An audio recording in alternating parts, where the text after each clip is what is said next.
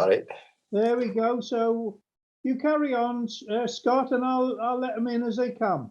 Okay, great. All right. So what I'm going to do today is going to tie a tandem fly. A tandem fly is one that has two hooks, and they are connected by a wire. And these are great because they allow you to tie a longer fly. And these are pretty much trolling. You would not use these to cast, only because the feathers, the wings on them could foul around the wire and it would get all tangled up. But they're great for trolling because a lot of times you'll get into these lakes and we'll find that the bait fish that the salmon and the trout are eating are much bigger than the single hook flies. So if you had for example, a single hook fly like this, you can see how the difference between the tandem and the single, it's quite a bit. And it also allows you to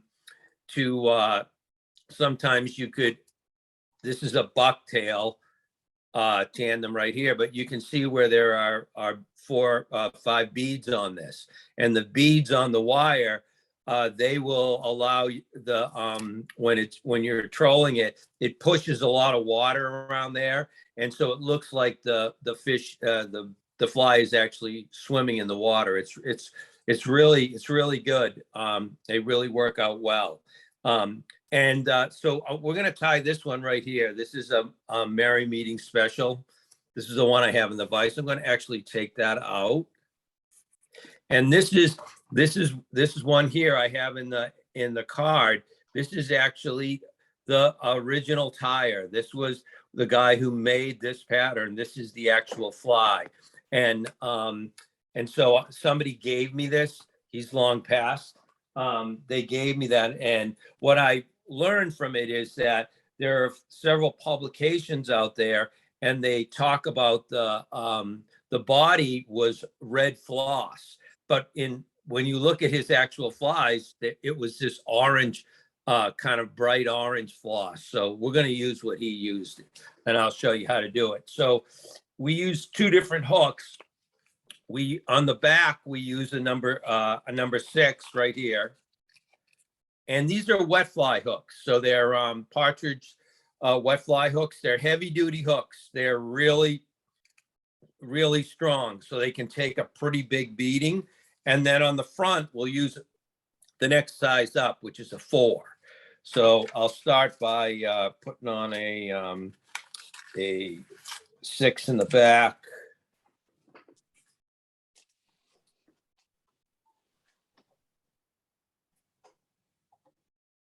And then because this has a floss body, and the floss is actually a orange, I'm going to use white thread on the body of this one underneath, just so that if I used black when it got wet, it would bleed through and it would turn the orange darker. And so there's a lot of stuff that has to happen to these tandems. So you really need to beef them up a little bit. So I'm going to go back and forth a few times on this. And I'm kind of doing open spirals just because what I'm trying to do is have not a smooth bottom. Because what I'm going to do is I'm going to take this wire, show you what it looks like. Comes on a big spool like this. It's called Berkeley Steel On, and it's 45-pound test. Basically what it is it's a cable, and that cable has plastic on the outside. And what's really good about these tandems is, so I'm going to slide this underneath in through the eye and underneath on the bottom of the shank of this hook. And then I'm just going to get some thread on it. And I want it to be lined up right on the bottom. I don't want it to kick off to the side or anything like that. And once I get it in place there, and you got to be careful because the cable is really sharp where you cut it. And so it often cuts the thread a few times while you're doing this. So what I did was, when I open spiraled that, it allowed me to have not a smooth base, because I didn't want smooth on smooth with this coated wire. Because what I'm going to do is I'm going to take a little bit of this Zap-A-Gap, this super glue stuff, and just put a little bit on the thread. And that's going to really lock in place that wire. And then I just go over that wire a few more times. And if you take your bodkin and kind of rub back and forth on the super glue, it's going to activate it quicker. It's going to make it start to dry. You have to be kind of careful that you don't put your floss over a wet super glue, because it'll get all messed up. So I've got a good base here. And now the tail on this is duck quill. So it's red duck quill. So I'm just gonna take a couple slips here, maybe 6.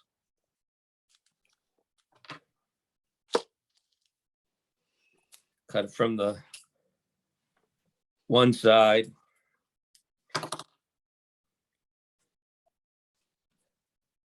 It's a little bit. Just one extra one there.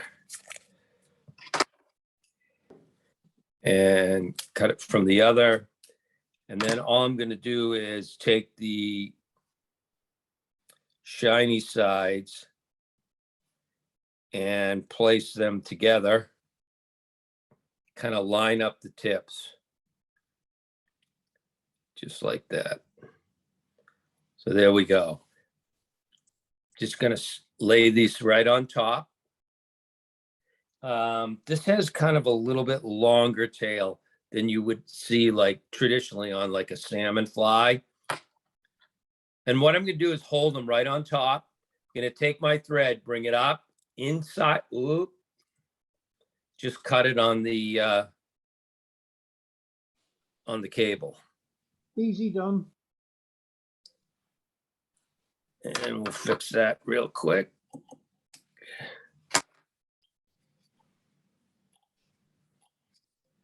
Okay, so we'll do it again. Bring it up. I just bring it inside my fingers and then down. Now there's no tension on that thread right there. None at all. I'm going to take it back straight up and just pull straight up on that. It's going to set that tail in perfectly. And then I'm just going to kind of wrap forward, open spirals. Just like, and then come back.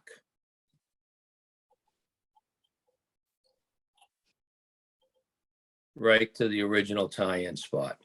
I got it in there nice and easy. Then I can do any kind of trimming I want. Get rid of some of this extra waste. There we go. And then what I'm going to do is take some number 14. I'd say this is like a medium. It's going to be silver side. You remember probably if you've seen me do this before, I take the short end, point it towards the rear of the hook, pinch the gold sides together, rotate it to the opposite side, and then just pull it. One wrap, pretty good. Then I get my floss. So this roll is just a single strand roll. So I take off probably about 14, 15, yeah, inches. That's not what you guys use. I take off enough so I can do the front and the rear hooks. Same thing. Slide it in place, bring it across, bring it up, tack it. Once I get it in there, then I'm just gonna wind forward. And I always do this. I always wet that floss that I'm bringing in as I bind it in. And it, because when you're fooling around with floss, if you do it, you know this. If you don't, it's just something. As you start to go forward on the floss, it starts to put more and more tension on the fibers, and they just start to spread apart, and they can get away from you a little bit. So you have to be careful. I get up there just about where I want it. And then I'm just going to trim off everything underneath. Now, once I get to here, I'm going to take a whip finisher, a long one. This is a long whip finisher. It's got a little bit of extra length to it. And I'm just going to whip finish this white.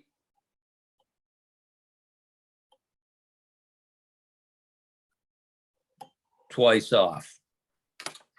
Because the head on this is black. Probably doesn't really need to be, but that's what he did. So we're going to do what he did.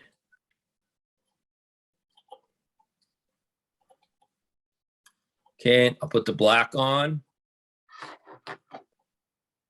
Trim off the waist.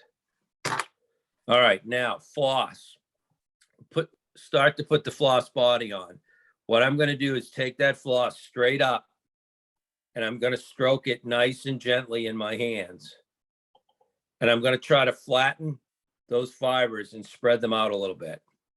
And then I'm going to take one wrap right at the base,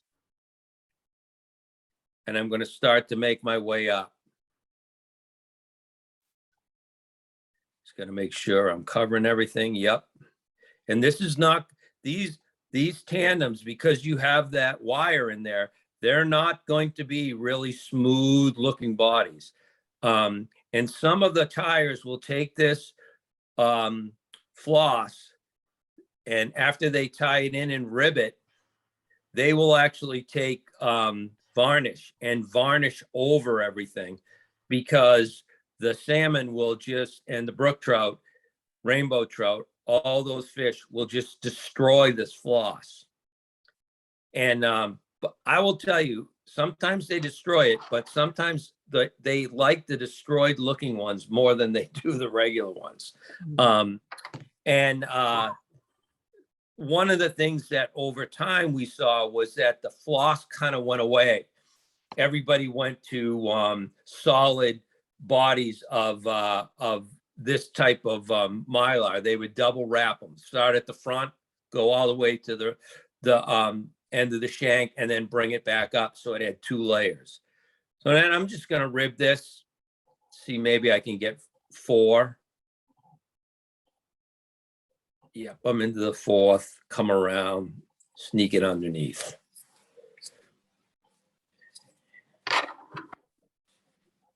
And pretty much the rear hook,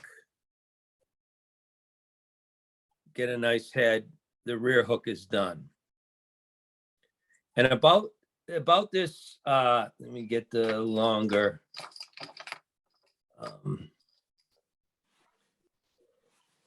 whip finisher.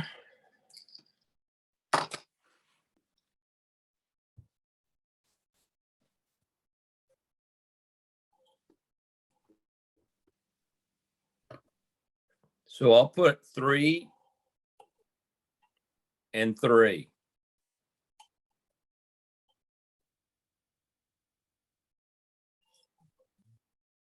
Now, if I was tying these multiple, meaning I'm going to tie 5 or 6 of these, or somebody wants a dozen of these or whatever, I would pretty much, this would be my stopping point. I would put a little varnish on it, and then I would take it out, and I would start the next rear hook. Let the varnish dry, hit it with another coat of varnish, and then move on. But I'm not going to do that because I'm going to keep going here. So now we're going to take this number 4, wet fly hook. And these hooks, I can tell you, these hooks are bulletproof. They are so strong. It's unbelievable. You know, we've talked a lot about, and you've had people talk to you about the steel on the partridge hooks and how strong it is. Same with the Sprite hooks. I was fishing the other day and I got caught on a rock on the bottom and with one of the Sprite hooks, and I pulled and pulled, and the Sprite hook actually bent. Right in the bend. It opened up, and I'm figuring this is a goner. And I brought it up. I took a pair of hemostats. I bent it right back, strong as could be. So these things are really, these hooks are really strong. Well, now that varnish that I just put on, it's a 50-50 cut. So what I do is I pour a little in a bottle, and then I cut it with thinner. And when it's 50-50 like that, it sucks right into the thread. And then I hit it again with the full strength stuff. All right, so I got this in. I'm gonna run out of white thread here. I know I am at some point. I'm getting close. So the front hook is a size 4, so it's just a little bit bigger. And I'm gonna go through the same gymnastics here, getting a good base coat of thread on here.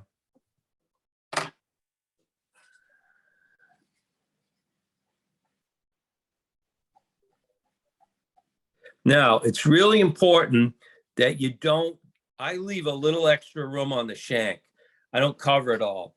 Because if you go into the bend, then what it's going to end up doing is it's going to have that trailing hook is going to hang down, and you don't want that.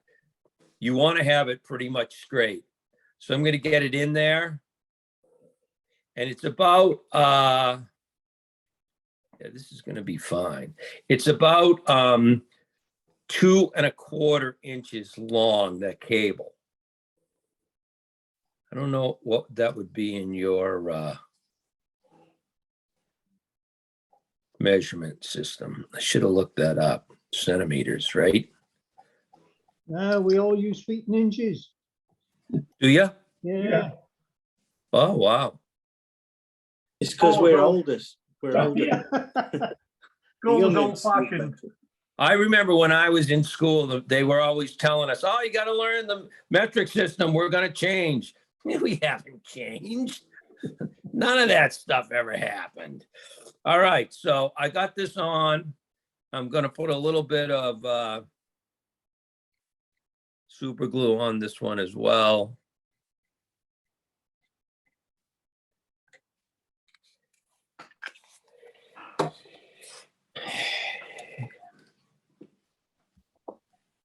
Now, what you're going to see here is you're going to see how right at that head, you really got a kind of almost a 1/16 of an inch of drop from the wire down to the eye. And that can be a challenge to a tire, because what they can end up doing is kicking the wing straight up. But I'll show you some tricks to prevent that from happening. All right, so I get this on. Just make sure it's activated and drying. Do the same thing with the tinsel for the rib, get it in place. I'm just going to wrap it in. And if you wanted to put beads on it, this fly didn't ever have beads on it. It's to imitate a yellow perch, and the yellow perch are particularly disliked by salmon because they eat their food, and they also will go into where they lay their eggs, and they'll just feast on their eggs. So the salmon do not like yellow perch, and so when you fish a yellow perch pattern, and you have salmon around, it's you usually have a little bit of success. All right, just bring this up, tack it in.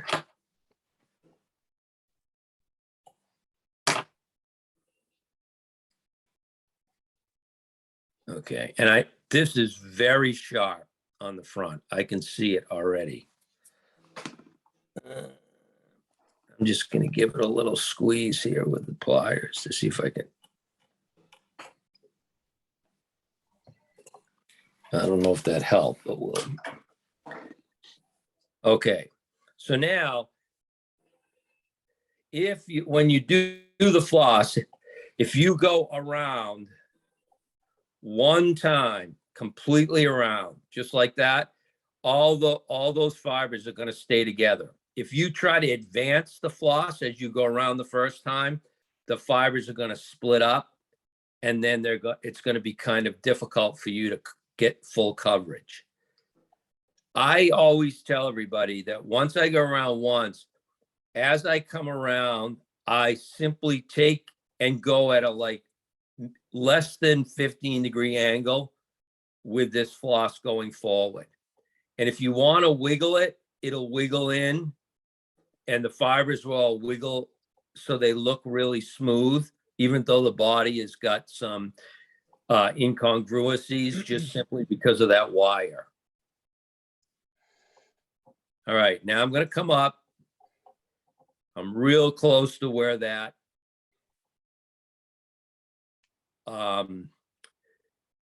sharp end is. I'm just going to put 2, 3 in front of the sharp end and then just tie it off. Now, the reason I did that is now I'm building up that space. All right. So I'm not going to have as big an issue when I start to tie my wing in. Trim it off.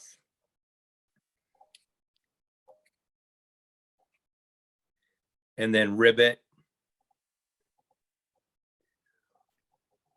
3, 4. And then I'm going to come right up in front of where that cable was. And I'm really building it up. I'm almost built up, so it's by half taken care of. And then I can trim it off. Now, as you do this, if you've lined your hook and your shank up perfectly, so it's aligned right on the top, the hooks are in line and it's pretty much straight. You can give it a little adjustment to make sure that it's in good position, but the cable is pretty stiff, so it's going to give you, if you allowed your cable to pivot on either side, then what would happen is you can see how straight that is. If you had it on one side, then it would be at an angle. So when it went through the water, it wouldn't really be coming through true. All right. So now I'm just going to take the regular whip finish. Get rid of that thread. And put the black on.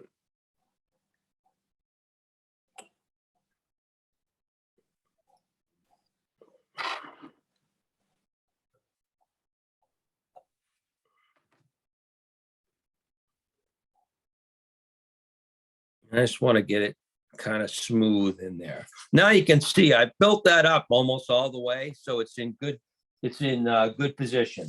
All right, so now the next material that we're going to use is some bucktail, orange bucktail. Here we go, right like that. And I'm looking for some long. Here we go. I'm looking for some long pieces. So I'm going to take that orange bucktail. I'm going to cut off a chunk of it like this. I'm going to cull out the bottom, the small. This is survival of the fittest. And then I'm gonna take it, put it in a largemouth hair stacker and give it a couple wraps. No one knocking at your door. Usually when I do that, if I'm babysitting my daughter's dog, it's, oh, geez. Oh, hell breaks loose. And I'm just gonna slowly but surely take out any of the pieces that may be short or taking a 90-degree turn. And before you know it, what you cut off is down to about a half, which is what you really want. And then what I do is I take it in my hand and I just roll it. Try to get almost all the fibers together. And just true it up. I'm gonna measure it. I just measure it on top. I want this to come right into that back hook. I'm gonna snip it off. I'm gonna take, and I'm gonna turn my vise upside down. And I'm just gonna put a couple loose wraps on it. And then I'm gonna go forward towards the eye and really wrap this in.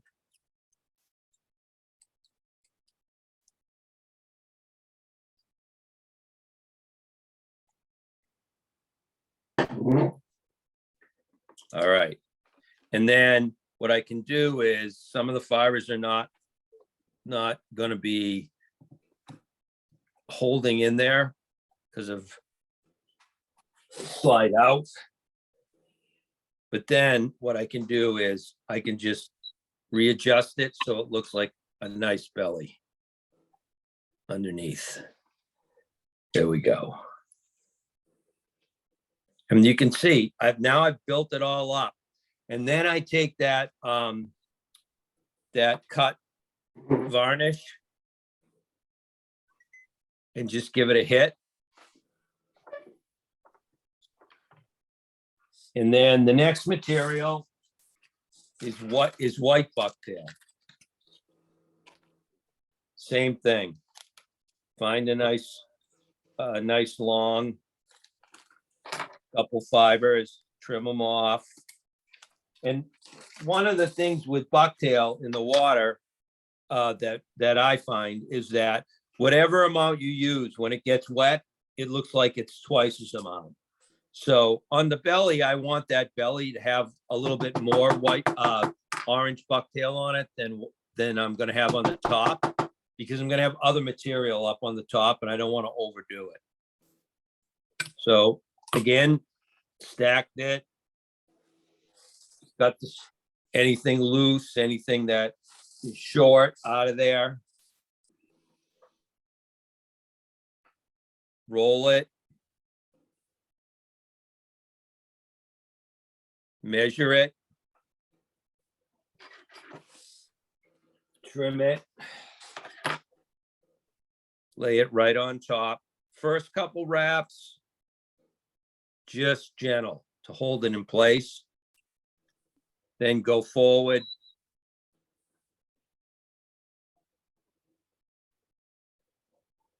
And get it nice and locked in.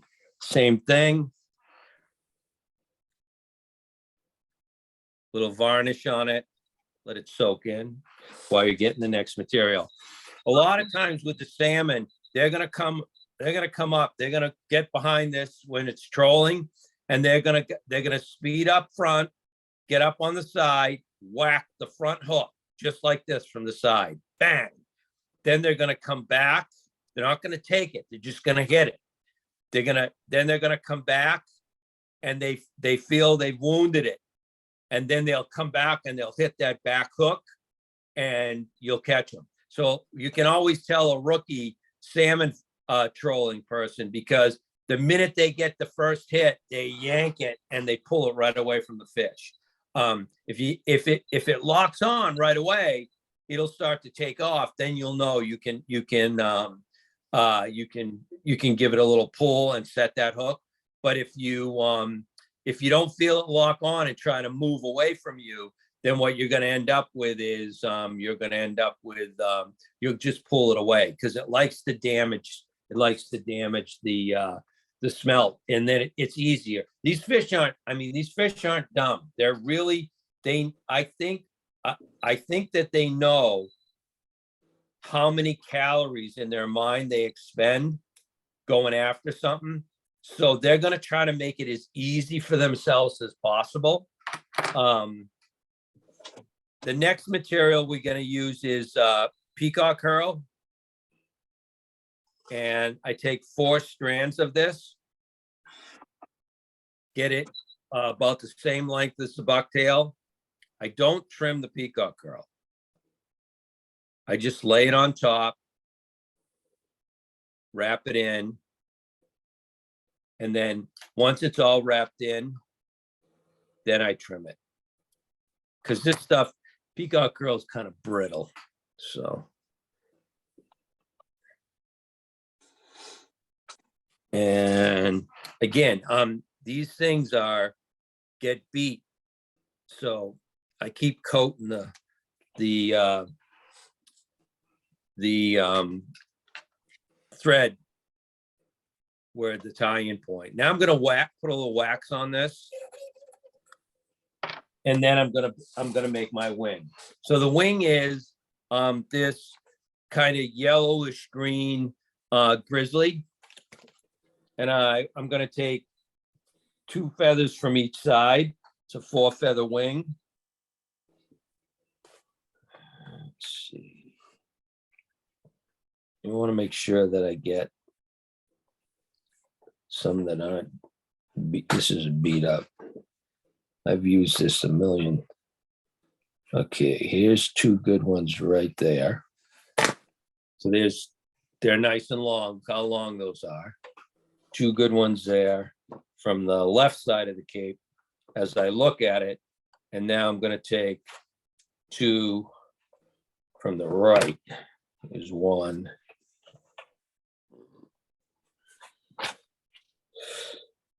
And 2. Okay. All right. Now, the way I do this is I take the first one that's going to be on my side. I get it to the length I want. I pinch it up there against the head, and I just reach in with my bodkin and I separate the feathers just a little bit on the top. And then I rip off that where I separated it. And then I do the same thing on the bottom. And then I trim off. See how I trim that end? That's about a 1/2 inch long. And that's now my template. So all I'm going to do is take the other feather from this side,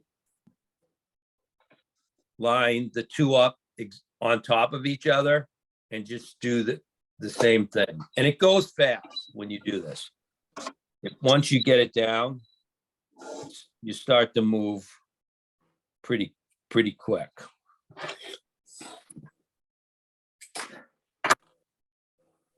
And then I use this, I still keep using that same template. And I think, I don't know if I mentioned this to you, but before when I did these, but I've taught a lot of people and how to do these. And I always tell them to stay with that same template. But a lot of times I'll run into somebody who took a class and they'll say to me, oh, I can never get my wingtips lined up. One is always longer than the other, or 2 of them are longer than the other. I don't understand what I'm doing. And I asked them, I said, well, explain to me how you're sizing them. Oh, well, I take the first one and then I take the first one and I get it lined up on the hook, and then I take and then I get the second one, and then I use the second one to do the third one, and I use the third one to do the fourth one. So for some reason, it's human nature to make each one slightly longer. And I don't understand why that happens, but it does. And so if you don't use that template the whole time, then you're going to be in trouble. And if it's a 6, sometimes the wing is 6. I've got some flies, the wing is 4 on each side. So if you've done that, you're, somebody's having a piece of halibut for dinner, and on the other end they're supposed to be having halibut, but they're having a steak. It's all messed up. You got to keep it all together and make sure you're doing it the right way. So now I'm going to use this tear mender. This stuff is going to glue my wings together. I'm just going to put a little bit on the stem. You can see that little bit on the stem. And then I'm going to take the 2 from the near side, line up the tips, and sandwich them together.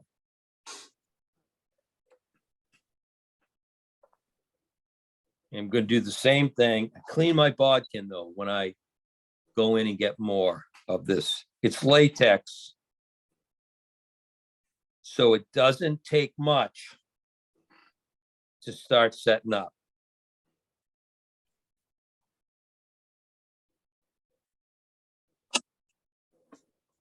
There we go. This is the second one. Now, while that's drying, I typically, if there's a shoulder, I'll get the shoulder side up. If it's jungle cock, I'll get the jungle cock ready to go for the eye, whatever. I give it a minute to set up. Now, you can do a whole bunch of different things with this, okay? This is not a Carrie Stevens fly. So we're not mounting this Rangeley style so that it's on like 3 and 9. These stay on, these wings are on top of the fly. They're going to stay right on top. It's a wing that stays on top. So you can do a couple things here. You can take a little bit of that Tairmaster and put a little bit on the inside of one of the wings.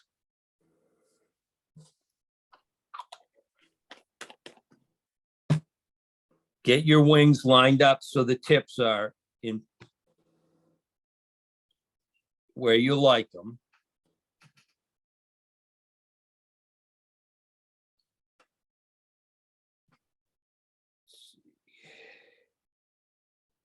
There we go.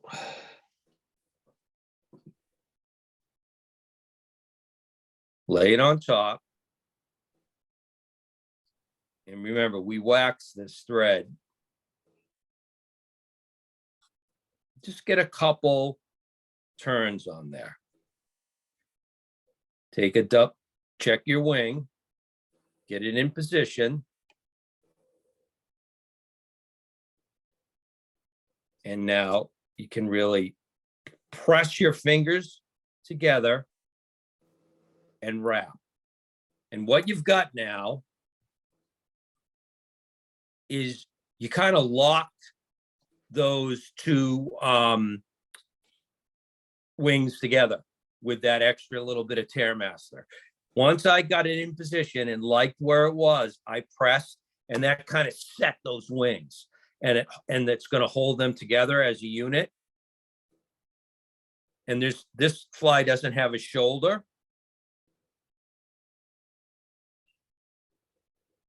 It just has the jungle cock eye.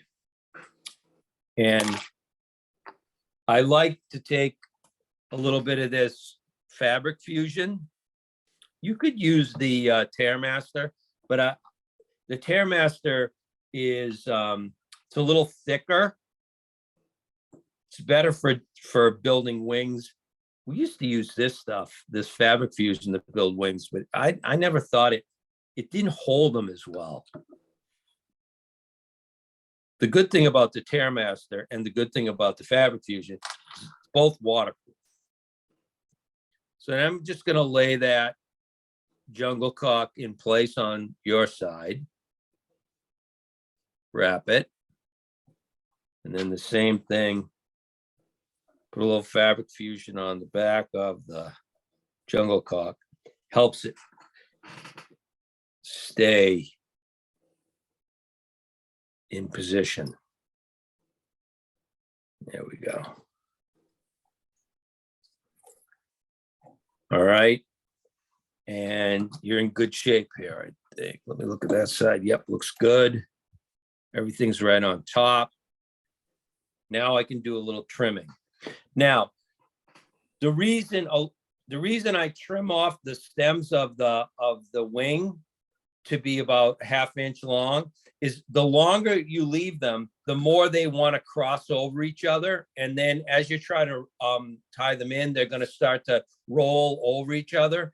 And then it's the wing, one feather is going to slide down on at an angle. And when it's in the water, it's never going to fish the right way. So what I do is just go in reverse. I snip off the jungle cock.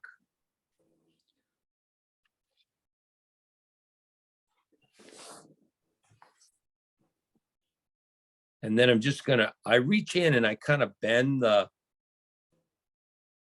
stems back a little bit, gives them a little crease. And then, because there's a lot of building up here I need to do. I'm going to put a little wax on so the thread doesn't slip too much. And we're going to start up behind the eye and I'm going to work back.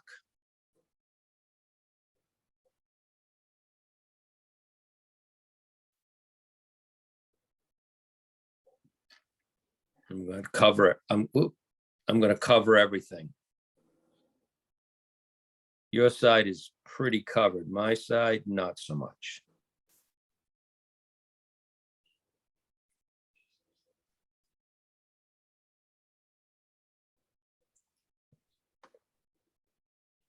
There we go.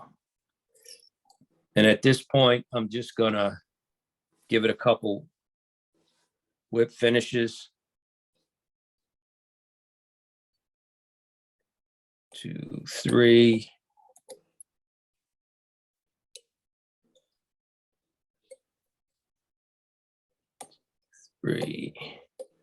Once I get it in there,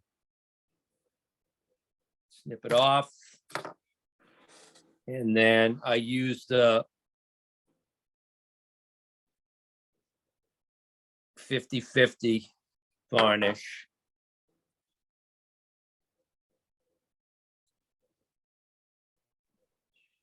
You tie in thread, Scott. Is it Yep. a 12 or a 14 off so you don't build No, up? so what I'm using, yeah, this is kind of interesting. What I'm using is the 70 denier Danville, okay?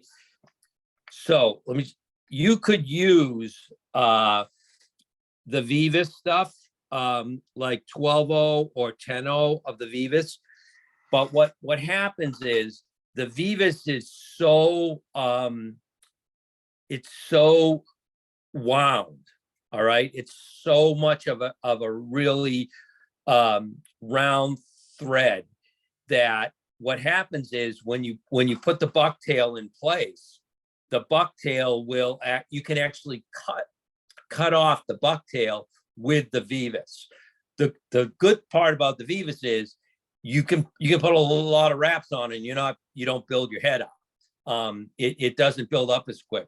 With the Danville, with the 70 denier, what you get is you can really unwind this and flatten the thread out. And so it works a lot better. It likes the wax a little bit better than the Vivas does. So here's the trick, right? Tie your fly using the Danville.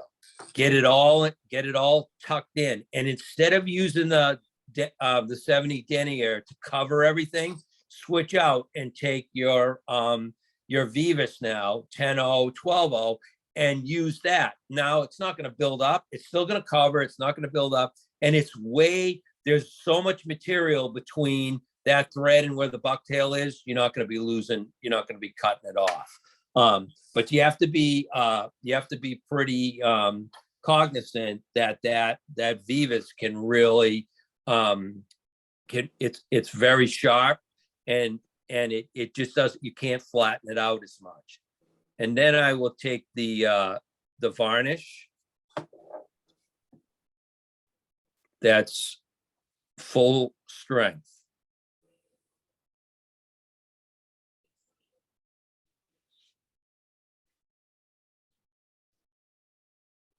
And I'll coat it, and I'm going to coat it probably 2 more times.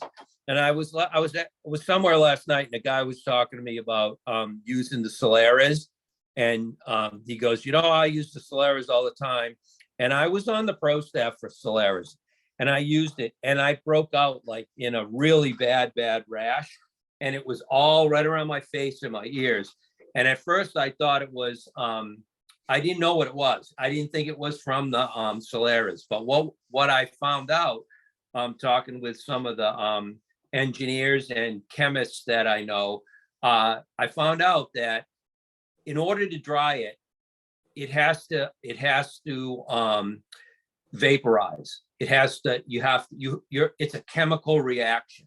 And the thinner that's in it, the thinner the Solaris. So they have thick, medium, and they have this stuff they call bone dry, extra thin. They have all this stuff. Well, this stuff is made for surfboards. That's what they make this stuff for.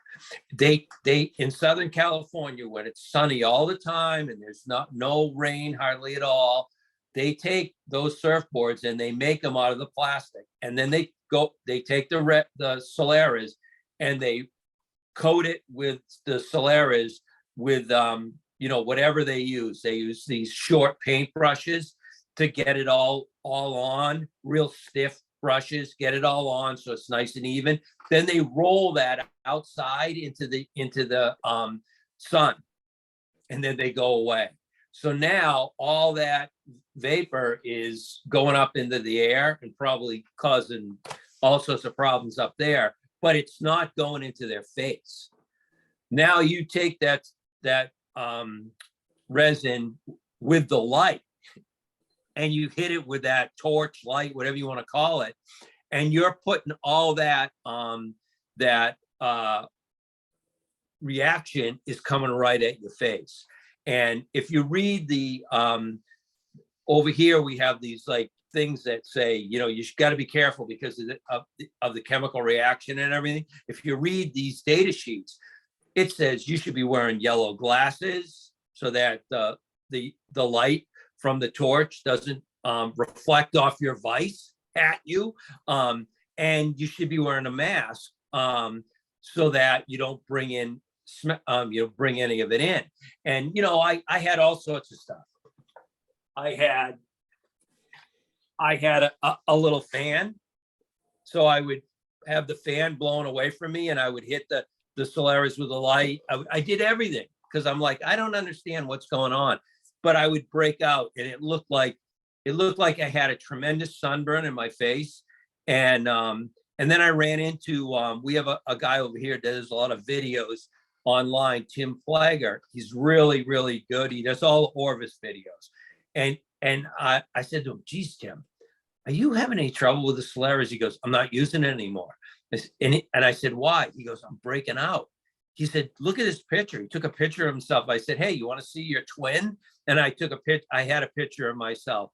And so, some people don't react to it. They're like, I got no problem. I'm like, okay, but you can't see that resin, going into the air unless you overheat it.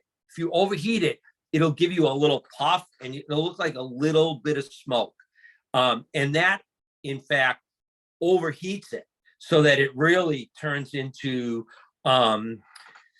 it's not as strong. And when we found that when you overheated it and then you got it in the flying cold water, you could reach up with your fingers and you could take the resin right off, pull it right off the thread. So I know Alios has some resin that's it's not, it's supposed to be chemicals are out of it, and he loves it. I haven't tried that, but you know what? By the time that you do all this, the varnish is already hot. So I find, I tie these flies. I've talked to you. That varnish right now, that second coat is almost completely hardened. I can put another coat on it, throw it in the tray behind me, and it's ready to go in 10 minutes. So, it's just the way I think it's more durable after playing around with other stuff.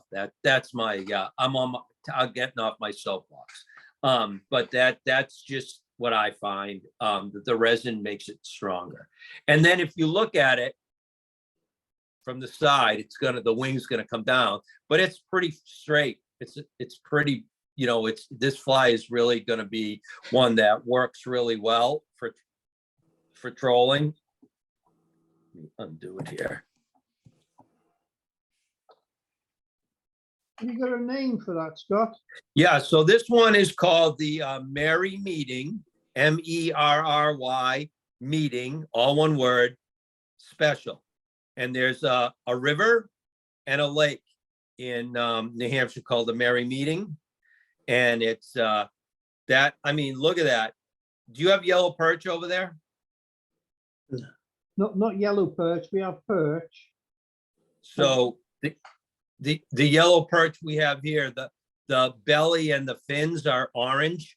And so there's your orange belly, and the fins are orange and red.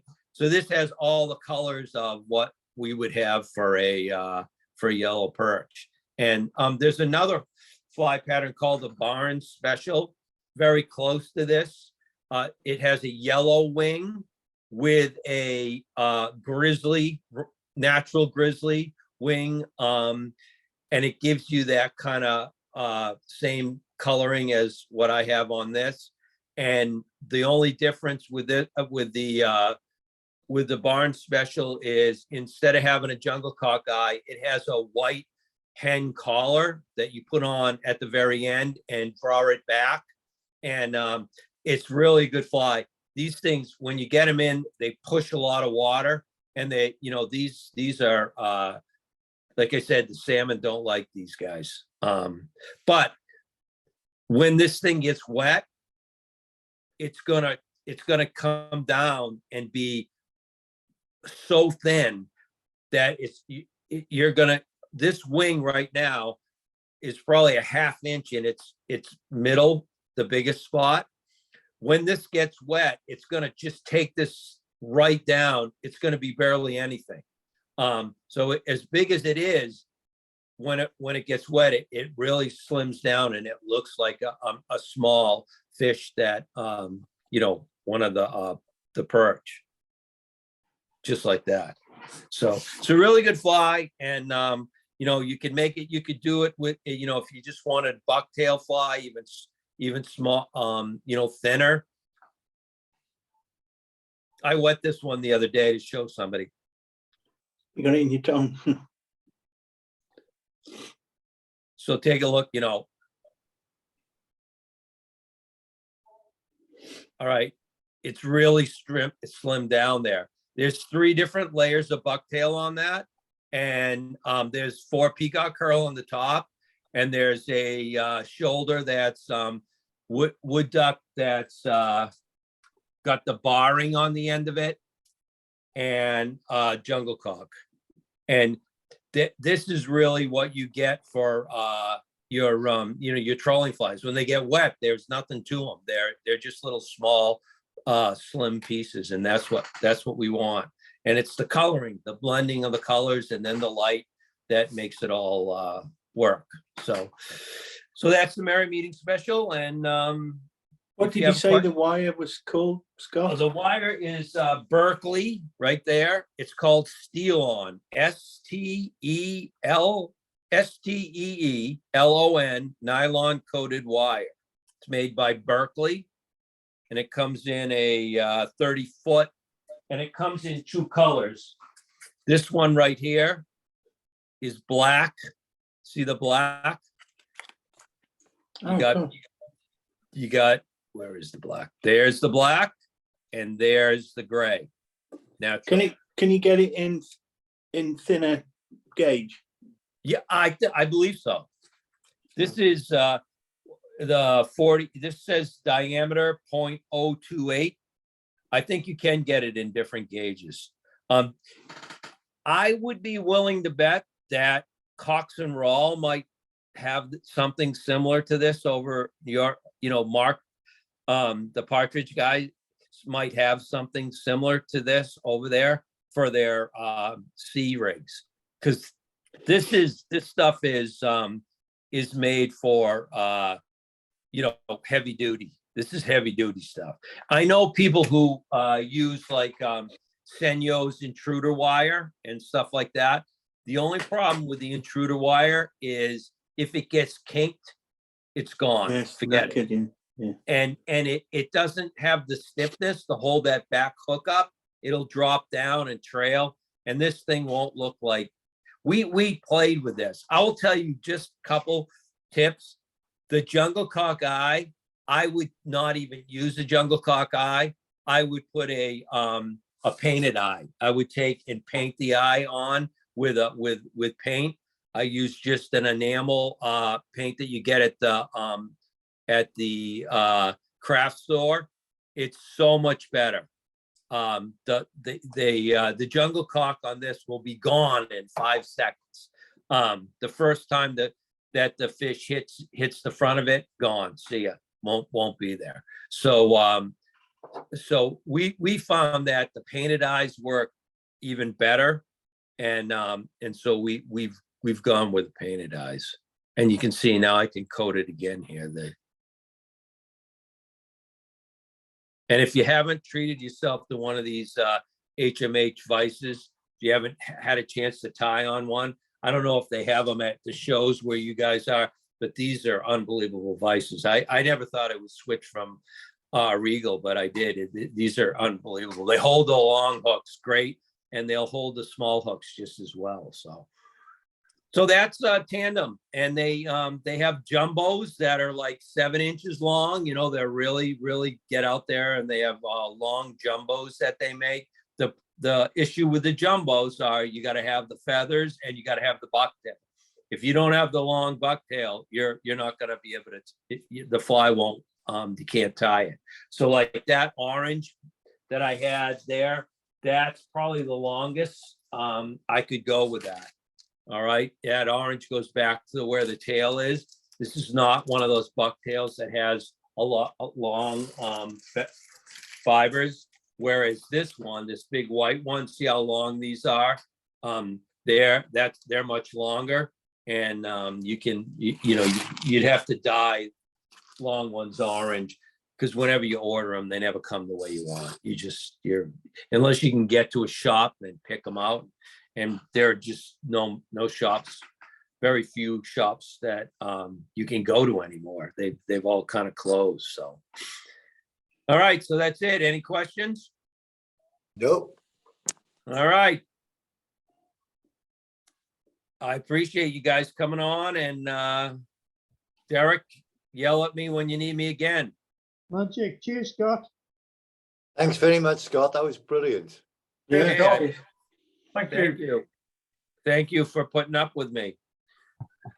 Are you coming over to the BFFI, Scott? I'm not. I will tell you, fixed income over here, our stock market has basically halved itself, and so we got crushed with money, and the plane flights. It was unbelievable. I could get over with our currency. I could get over for like 300 and something, which wasn't bad. Coming back was almost $1,000. I don't know if it's a week that your schools are off. Over here, if the schools are off, all the plane tickets go up the week up that they have that. I was like, I couldn't figure, and if I went over only for like 2 or 3 days and came back, it was way expensive both ways. But if I went over and stayed like a week, you know, and kind of bring my wife and stuff like that, we'd go around. I couldn't get back. It was too expensive. And, you know, when we kind of sat down, we said, forget it. Maybe it'll be, and I reached out and I told the people who invited me, they're wonderful, the people that run it. And they were like saying the same thing, that it's just so expensive. Your economy is doing the same things ours. Go to the grocery store and buy 3 things. It's $55. You're going, what is going on here? So, yeah, I'm not coming over. Oh, Yeah, and that's a who knows shame. what's gonna happen? Yeah, I don't know. I mean, it's crazy. I mean, the political people over here, not to get political, but the political people over here it's just one extreme to the other. There's no one in the middle trying to work together. It's just incredible. And you know, knowing everybody's pointing fingers at each other, it's like it's a comedy show. It's not, no one's making any progress. So it's too bad. But yeah, so I'm doing a bunch of shows here, and I have a lot of classes. I have a class on Saturday, a beginner's fly tying class. I have a bunch of classes, like every 2 weeks I have 1 or 2 classes. So I'm busy, but traveling a distance at that expense, just, you know, maybe next year it'll be different. And but yeah, I don't know how some of these fly tying companies are doing it too with their materials. They can't get golden pheasant anymore because of the Asian flu. They can't get some of these, you know, other feathers. They're going to be, and when they do get them, they're going to be so bloody expensive. It's not going to be funny. And you know, the local guys, like the Ewing guys, I was talking to the Ewing guy this morning, and he's like, we're not mixing our birds with anybody. So, you know, we raise, everything is happening right here, so they can't get sick. They, you know, I don't know. Over here, we used to buy eggs, 12 eggs for 99 cents, $5 to $7 for 12 eggs now. That's Yeah. a lot of money. So it's crazy. All right. You guys Thank you, have a Scott. good night. Thank Bye. you. Thank you. Bye. All right. Appreciate it. Bye. See you, Derek. Yell at me when you need me again. Thanks, All- Scott. You got it. Anytime, buddy. Take care now.